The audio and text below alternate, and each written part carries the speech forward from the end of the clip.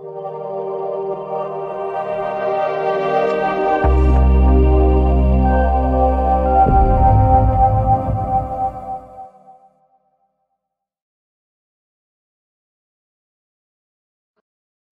everyone to our Wednesday or every other Wednesday technology transformation event. I appreciate you all attending. I'm hoping that our quick 30-minute segments are helping you guys better equipped at your businesses and your jobs specifically, and love to get involved with you and helping out with your companies, careers, etc. This week we've got a kind of special guest from Cyxtera, which is Ben Green, fantastic guy. And we are going to be talking about what's been hot in my inbox. Technology transformation management does a lot of major projects in helping clients migrate SD-WAN, unified communications in their contact centers. But just today alone, we've already gotten 2 different client invoices for reviews on, their AWS and one on Azure infrastructures. And cost management is becoming key. Are you hearing the same things, Ben? 100%, which we're going to talk a lot about today. So yeah, absolutely. So this is I think this timing is just perfect. I actually think a couple of the clients that sent those invoices in are on the call, and I want to kind of give you a little bit of the floor, but our goal here is to kind of educate you on what we're seeing in the market and some of the different vendors we rely on and partners we rely on that do a fantastic job in this space. So Ben, why don't you tell a little bit more about Cyxtera so everybody has a little background?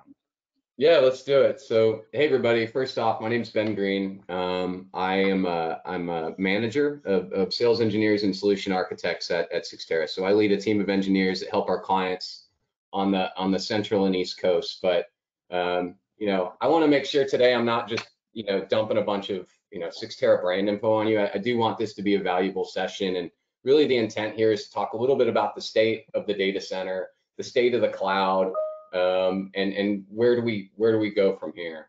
I think I stopped sharing. Hold on.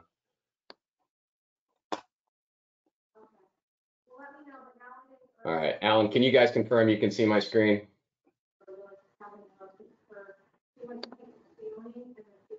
I believe I can.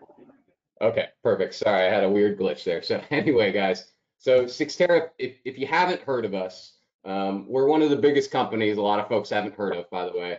We came to be about 3 years ago, right? And at our core and in our DNA is we are a data center and infrastructure company.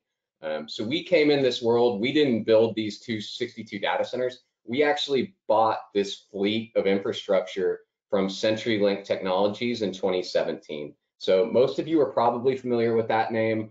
CenturyLink had acquired Savvis, Exodus. There's a whole stream of former owners of these data centers. But at the end of the day, in 2017, when we completed that transaction, we became the 2nd largest retail colocation provider in the world, right? So we have 62 data centers globally across 30 markets. We have a 1/4 terawatt of power under management, 2.9 million square feet. We bill 40,000 cross connects a month from an interconnection standpoint. We have a captive base of 3,500 clients. So overnight, we became a very large infrastructure and data center startup company, right? So this is a hot market. This is a space where a lot of smart money is going, and there's a lot of good reasons for that. But at the end of the day, clients want to get out of their basements, right? They want to get out of these computer rooms in their office. This latest COVID pandemic, I mean, has shined a very bright light on that, right? So folks are still moving into data centers. Folks are still moving into the cloud. And I think what you're going to find in this is we do live in a bit of a bifurcated world, which creates opportunity for someone like Cyxtera. But before I get too far down a tangential rat hole, I was just flexing on our data center presence. We have 62 data centers. This is really the slide that I'm most proud of, and I think is actually most relevant to our clients, right? Which is we have been very aggressive since launching our company in attracting network service providers and cloud on-ramps into our data center. So we're aware that clients don't go into a colo data center just because they have nifty generators and air conditioners, right? Your companies go to these data centers because there's a ton of fiber present, And there's a million eyeballs and a lot of ways to get there. So we took an average of 4 carriers per site across our 62 data centers. Now we have an average of 14 carriers per location. What does that mean for you? It means if you're in our data center, we can get you to whatever endpoint partner you need to be at. And what's even more important is we've strategically aligned with a lot of cloud on-ramps that, and you can see the stats below. Across our 62 sites, 39, 43, and 33 are within 3 milliseconds of the nearest cloud on-ramp node. So what that means is we're basically right next to the cloud. What does 3 milliseconds round trip mean to you is really the question. So that's a massive part of the story, and we'll definitely get in on that. But at the end of the day, we see the enterprise data center as the heart of a company's IT deployment, right? You're going to have stuff in clouds, you're going to have stuff in SaaS providers, but there's always going to be that heartbeat, that core set of critical systems that you want control and flexibility over. We want to be the house for that, and we want to make it easy for you to connect to whatever other platforms you need to. So let's talk a little bit about the public cloud, right? Every time I tell somebody I work for a colo, they say, colos still exist. I thought everybody went to the cloud now. Luckily for us, a couple facts on that. One is cloud companies make great clients if you build and operate data centers, right? So they're great customers for us. But to all the things I've been saying before, I think the market's starting to realize that the cloud just isn't for everything, right? Back in 2007, 2010, everybody was pushing all their workloads to the cloud. Development was the first to go. And what people found was developers don't turn off VMs, right? And if you leave a VM running 24 hours a day, 7 days a week, I mean, I can just tell you, I'm not saying it'll be better, but it will be cheaper to run that on-prem, depending on how you architect it. And then the other thing is just the complexity of moving to the cloud, right? So again, if you have a cloud native app, if you have something that you've built from the ground up, that's one thing. That's a beautiful thing, and it should go to the cloud. But if you're dealing with a 3-tier SAP system with specific licensing requirements and blah, blah, blah, that's very difficult to move to the cloud. So point being, I opened up a poll asking people, it should be on your screen, if you guys don't mind, which cloud you're currently in or all the clouds you're in, and be interested to kind of see what people have to say. But keep going, Ben, I'm sorry. No. This is very interesting. I mean, so I'm not sure that the audience can see it, but really the slide that I'm presenting now is, IDC did a survey last year across Fortune 500 CIOs, and 85% of those CIOs responded they are going to repatriate apps from the cloud. Not because the cloud isn't good, right? It's just the cloud has been run. If all you have is a nail or a hammer, everything's a nail, right? And that's the way people have been treating it. Now we live in a world with options. We are seeing that security, performance, control, and cost are the primary drivers to get folks out of these cloud environments. And I'm curious, Alan or Phil, you obviously have different conversations with your clients than we do as a data center company. I mean, keep me honest. Are we being forthright with that 85%? I mean, are you seeing your clients actually get out of the public cloud and move to dedicated hardware?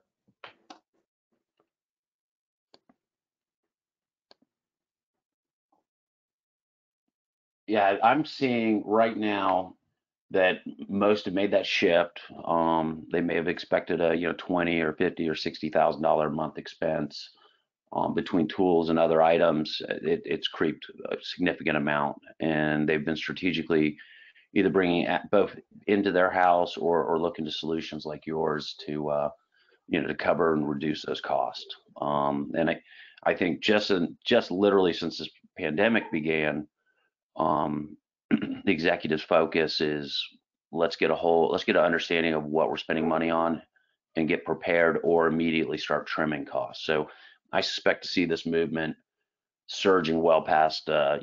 I like that 85% number. I think it's going to be a pretty significant move back, assuming that particular compute element gives them a cost savings, but also meets their business requirements. Yep.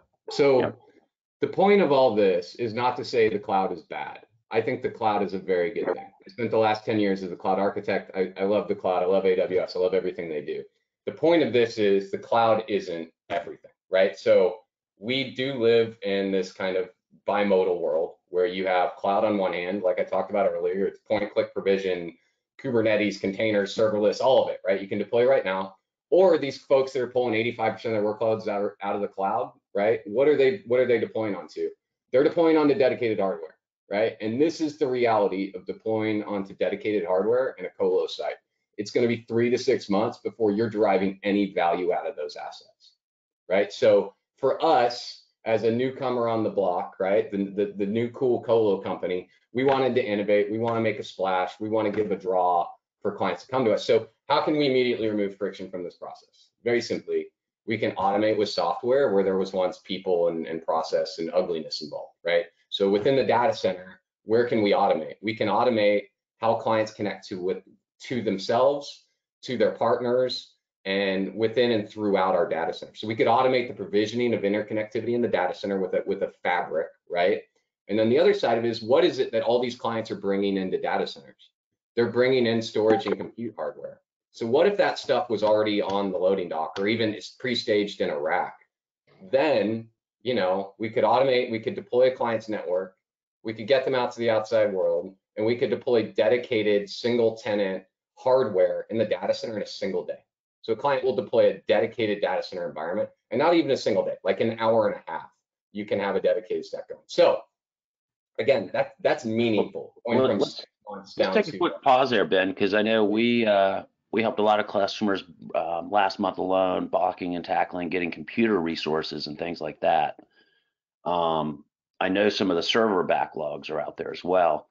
$1 million question: do you guys have inventory of this architecture, the on-demand? Are you guys ready to accept clients today? Absolutely. I mean, I know that feels like a staged question, but it's real. I mean, all these data centers are seeded with, and I'm burying the lead here, but we have Nutanix HCI hardware. We have HPE ProLiant, DL360 and 380 hardware. In Europe, we stock Fujitsu Primera servers. We're working with NVIDIA to bring their DGX AI appliances into our fabric. But point being, this stuff is there. It exists today. And actually, through this COVID process, we've had a lot of interesting opportunities to help out clients that were in desperate need of some capacity and some inventory in a short period of time. So yes, absolutely, this stuff is live and ready to go today. So we talked about it. We automated the implementation of the data center. So from an interconnection standpoint, what does that look like? What it is, just to kind of pull back the curtains a little bit, it's a Juniper carrier grade spine leaf fabric. We've made it extensible through software. We use overlay network technology, specifically EVPN and VXLAN, to basically tunnel a client's layer 2 networks out into our fabric. Why is that important? That's important because we are not interjecting any risk to our clients. We are not routing anything into them. They're literally stretching out to us, right? And when they stretch out to us, right, now we have a variety of options. We've got a client's network app active on the fabric. So what can we do with that? We can connect the client to themselves. We can connect the client to partners. And where it gets really interesting is we can connect the client to infrastructure. So think about the case where you might have let's say you have a rack running in our data center in a vSphere environment, right? And your capacity challenge and your supply chain challenge, and you guys need to add 4 nodes to that cluster. If you're a Cyxtera customer, you can grab that management VLAN that ESX sits on today. You can stretch it out into our fabric. We could launch 4 HPE bare metal nodes or a new Nutanix HCI cluster, and you could literally manage those assets. They'll live on your IP space. You can manage them with your existing vSphere and your existing control plane. So again, when we deliver this, we're delivering it towards traditional colo clients. We are integrating towards them. We are not laying any fat on top of good technology. So to take this even a step further, right? The network in and of itself is self-explanatory, right? And we can talk through that. On the infrastructure side, whether you go to HP, Dell, Cisco, whoever, all those companies have their own management interface for that infrastructure. We don't want to obfuscate that, and we give clients full root control. So whether we do HP or Nutanix, we're giving full ILO IPMI access to those nodes, and the client basically has root access, and it's completely dedicated. So a little bit about what does this mean, right? Ben's been saying a lot of words. He's been pointing at a lot of slides. What does this mean for you? So the best way to think about this service is it's really a build your own data center product, right? We've got a fabric that allows you to interconnect, and then we've got all these Lincoln logs and Lego pieces that allow you to put it together. right? So I'll talk through kind of some of the scenarios, right? So just purely at a colocation basis, let's say that you want to contract Cyxtera to take down a rack of space in one of our data centers. You can leverage the CXD network to connect to the public internet, but also if you look at line number one, you can use it to actually interconnect with other non-contiguous environments you have in that market. So this sounds complicated, but if you kind of take a step back, one of the biggest challenge that our clients have when they come in to talk to Cyxtera and they say, okay, I want to move my data center out of our basement into your facility. The hardest part of that is colocation is typically multi-year contracts. You're talking 3 to 5 year contracts. You're having to lick your fingers, stick it in the air, and say, I think I'm going to need 500 kilowatts of power and 3,000 square feet in 3 years. When in reality, you have no idea, right? So what ends up happening is a lot of clients over provision for fear of losing contiguous space. We think contiguous space shouldn't be, or non-contiguous space should be a showstopper. We have this core backbone. If you have deployments on our first floor, second floor, third floor, across pods in a metro, we can connect everything together seamlessly, and we'll act as your kind of core network within the data center. To get out to kind of more advanced services, if you look at line 3, once clients are on the fabric, we can quickly enable access to multiple kind of WAN elements, whether that's, I talked about public internet, right? In a second, we can spin up a gigabit internet connection. We're also integrating with a lot of our partners. So I talked about those 14 NSPs per site that we have. Those folks are all basically writing to our API and integrating to our fabric to deliver services natively through CXD. So to think about that, let's say you have a CenturyLink, EMPLS service or SDN service, you'll be able to basically plug into that private network programmatically directly through the fabric. And what's even sexier than that is cloud on-ramps, right? So MegaPort, Packet Fabric, Zayo Cloud Link. We have multiple providers in our facilities to get you out to the public cloud. Those folks are programmed into the fabric. So you're literally point-click provision, up to 10 gig connectivity up to, different cloud providers. And then finally, line 4, and this is something we already talked about, we've got all this infrastructure captive in the data center, and it's point-click provision away. So I already ran through the models, but to give you a sense of kind of the why and the how, right? Nutanix was the first provider we brought into the fold.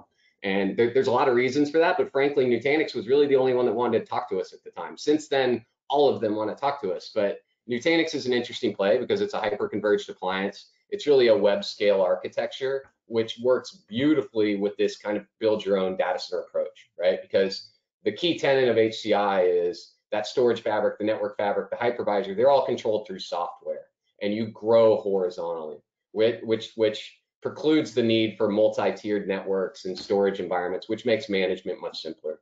So conceptually, Nutanix was a great partner. We launched with them first. The second we launched Nutanix, people said, well, I don't need HCI, I just want bare metal. So to solve that, we brought in HPE. And again, we have DL360 and DL380 models. We can even offer those HP servers in an HCI compatible way. So again, we have t-shirt sizes of these servers. 4 out of the 5 HPE nodes can be bootstrapped as Nutanix, vSAN, or as a bare metal device.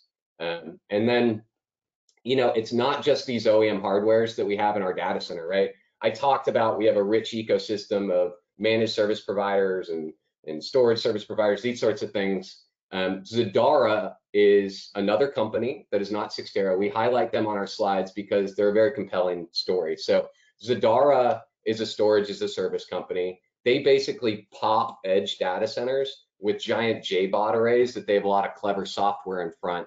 And clients within our data centers can basically provision IP-based connectivity directly to Zadara from within the fabric. So why that might be interesting, right? Zadara can do block, file, object storage, right? So let's say you're running a Nutanix cluster in our environment and you need a place to put backups, right? You could simply mount a 400 terabyte iSCSI volume from Zadara directly over the network without ever stepping foot in the data center. So again, we're just Lego pieces on the floor. You guys build what you want, architect and operate. We're just trying to be fast, reliable infrastructure and plumbing for your dedicated data centers. So a little bit about that digital ecosystem, right? Again, something we're very proud of. It's something that We're actually going through a complete overhaul of our ecosystem now. But the idea, again, is we allow our customers, providers in our facilities to basically advertise their services to one another. And we're creating a way that you can actually point-click provision those interconnections between clients. So I'll give my marketing team their due for this cute animation here, but whether that's, we talked about CenturyLink, MegaPort, Cyxtera, right? Again, we're trying to software define the data center, make things easier, less painful to deal with. Yeah, for anybody on the call that doesn't know Megaport, fantastic. These guys have put them in almost every data center globally. We did a webcast with them a few weeks ago. They're live on the website, and just amazing technology to look at, whether you're delivering to clients and using them as a marketplace or interconnecting data centers. And these guys bring that to you within their solution.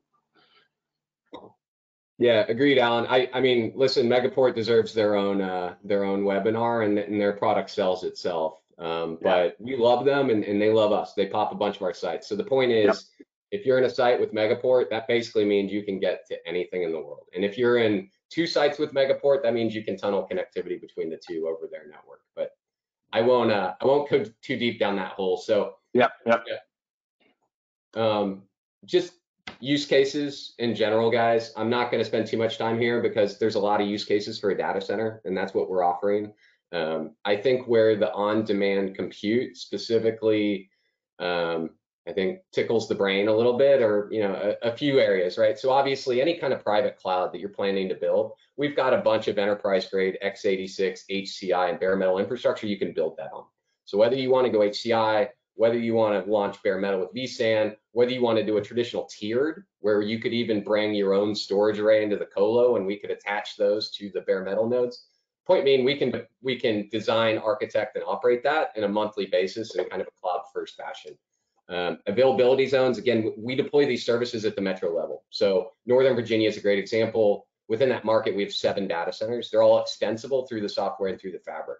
So if you're an enterprise architect, right, and you're chartered with, I need not only DR, I need HA in a specific region, we give you a lot of arrows in your quiver, right? So we have compute in 1 or more data centers in a market. We maintain DWDM fiber connectivity to the sites, which is extensible through the fabric, meaning that, again, you can kind of point-click provision metro availability zones using our product. And then the obvious is rapid expansion into new markets. And what's interesting about this is this has always been a big cloud use case, right? You guys need to enter a new market. You could go build a data center. You could go to the cloud. I think the cloud still fits in this, but there is this unique challenge where there's a lot of companies that can't put their stuff in the cloud for all the reasons we talked about later. And up until now, if they need to go into a new market, it's that 3 to 6 months. So if you require a dedicated data center environment, whether it's for regulatory reasons, peace of mind reasons, whatever it is, we are really the only option that can give you a full-featured enterprise class data center, same day, completely single tenant.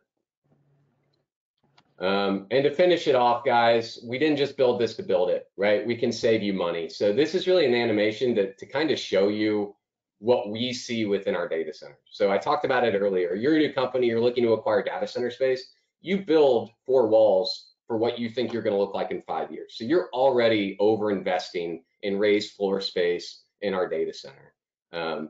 Once we install the power, we're basically going to start billing you, which means you're not even going to fully populate these racks day one. So my point is, there's a lot of money going out the door for a lot of stuff you aren't using in a traditional colo, right? So we've offered a fractional consumption to colo, right? This is just consumption economics, but point being, we can save our clients a lot of money, right? Specifically, if you look at kind of this grow as you need way, but I mean, we've proven time and time again that, we can do this cheaper, leaner, meaner than the public cloud. That doesn't mean the public cloud has virtue, and the public cloud has a lot of kind of extraneous services that we don't offer. If you're using the public cloud properly in 2020, it's more of a platform than it is an infrastructure service. But point being, cloud first doesn't mean go to Amazon. Cloud first is a methodology. It's an approach to deploying applications and infrastructure. And we fit that cloud first methodology for those dedicated data center components. And that is the hole we're trying to fill, and the message we're trying to get out there. So that's really all I had to say today. So Alan, I mean, we can open up for questions. I'm not sure if there's anything you wanted to. Yeah, so One thing, we're getting pretty busy on cost management reviews, whether, technology layer, telecom, phone systems, but, AWS and Azure ones have been coming our way, and data centers, quite a bit. I'd like to offer a complimentary review, of what you guys are doing, at your businesses. We can also complement that with looking at well architected solution certifications, things of that nature for what your architecture is already looks like. Um, so I opened up a poll in reference to that. Um, I think in this market we are going to see pull back to the private cloud. It's a big impact compared to a lot of your competitors. The fact that you already have the compute capacity sitting there and provisionable on demand. Yep. As you look at the market, one of the challenges we have clients, they'll reach out, they'll talk to several vendors. Many of these build it, go order the equipment when you put your order in. So, a deployment time frame could be 90 to 6 months to have a platform available for you, where you guys already have it on demand. We're talking days, weeks, instead. So, but no, I appreciate your time today, and let everybody get back to work. And this will be available for replay if you want to share it within your environment. Anything to leave us with, Ben? No, be well, be safe. Thank you everybody for your time. All right. Thank you.